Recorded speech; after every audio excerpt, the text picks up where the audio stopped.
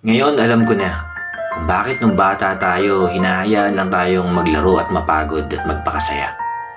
Kasi darating pala ang panahon na mapapagod din tayo pero hindi para maging masaya. Mas lamang na yung lungkot. Kaya pala inuutusan tayo ng mga magulang natin noon, hindi para pahirapan tayo. Yung mga utos pala na yon ay magiging aral na babaunin mo pagdating ng panahon. Ngayon alam ko na, kaya pala pinipili tayong matulog at magpahinga sa tanghali, hindi para maging malaki at matangkad tayo.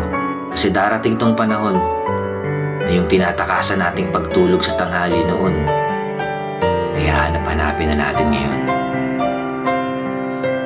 Once upon a time, sa aking buhay. Ngayon alam ko na kung bakit nung bata